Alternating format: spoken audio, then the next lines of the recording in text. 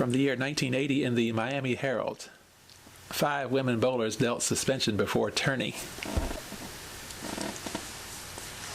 5 of the country's top women professional bowlers, Betty Morris, Judy Sutar, Cheryl Robinson, and South Florida's June Llewellyn, and Edie Jo Neal Norman, were suspended from the Women's Professional Bowlers Association late Monday night. Roger Blameyer, commissioner of the WPBA, informed the bowlers they were suspended just before the opening of the Pabst Extra Light tournament in Rockford, Illinois. He suspended the quintet as the result of your involvement in actions which have been detrimental to the WPBA. Blameyer could not be reached for comment on Tuesday or Wednesday. However, John Falzone, promoter of the tournament at Don Carter Lanes in Rockford, Illinois, gave this explanation. Roger told us that supposedly the 5 bowlers had a meeting in Akron, Ohio to set up invitational tournaments for professional women's bowlers, Falzone said.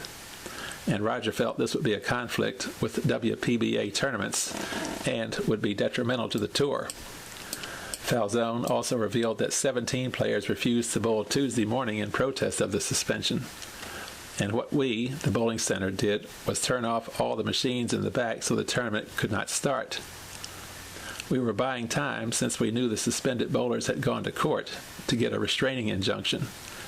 Our position was that we wanted all the bowlers to compete. 50 minutes later, we got the phone call about the court order, so at that point, the 17 players came up to bowl, and we turned on the machines. 4 of the bowlers, Robinson, was not entered in the Rockford tournament since she was in Europe doing an exhibition, went to court and got the restraining order.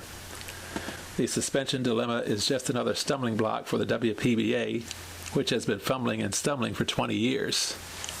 Blameyer, the WPBA commissioner for a little over 3 years, has been coming under fire in the press this year for promises made, but not kept.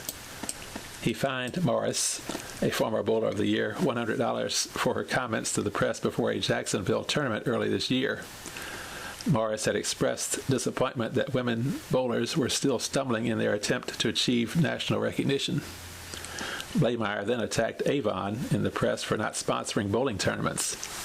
He wanted the nation's 4.5 million women bowlers to boycott Avon products. Later, incensed Avon officials got behind the Women's International Bowling Congress as a sponsor for the Queen's Tournament. This is an invitational tournament, so the WPBA had no authority to stop participation. But the crowning blow apparently came when Morris, Neal, Llewellyn, Robinson, and Sutar flew into Akron, Ohio, home of the Professional Bowlers Association, during the Firestone Tournament of Champions. Rumors started flying that they were there to persuade Eddie Elias, founder of the PBA, to form a similar organization for women. However, each bowler strongly denied the rumors, and Elias only laughed at the idea. Sutar and Robinson said they were there just to watch their husbands bowl in the Firestone competition. The other 3 said they wanted to watch the prestigious event en route to the Women's U.S. Open. Sutar, another Bowler of the Year, refused to be interviewed. "I don't want to stir up any controversy," Sutar said. "I trust you, I just don't want any problems." Morris also refused to be interviewed about her Jacksonville comments. "I don't think the timing is right for any controversial story," she said. Morris did agree to be interviewed in the Akron Beacon Journal, and her only negative comment was, "I'm disappointed. The women's tour has not progressed, not in 10 years. I think that in the next 12 to 18 months the tour will really get going, or else it will die." However, while they were in Akron, they did sit down with Harvey Lakeen, manager for 3-time Bowler of the Year Mark Roth. "I swear that the only thing we did in Akron was have lunch with Harvey," Norman said from Rockford. He hinted he might be interested in handling a couple of the women bowlers on an individual basis. Accusations that we talked privately to any PBA officials or anybody from Avon are absolutely false. Sutar agreed. "There are no real charges against us, only erroneous innuendos." The bowlers also were incensed that Blameyer let them compete in 2 days of Pro-Am competition before informing them of the suspension on the eve of the actual tournament. "I've been up all night worrying about this," Sutar said. There is probably no way that I can bowl well. This is just another way to put pressure on us. But I hope and pray we all bowl great. Llewellyn did, finishing in 5th place after 2 rounds of qualifying. The restraining order allows them to bowl at Rockford, but it does not cover next week's competition in Minneapolis.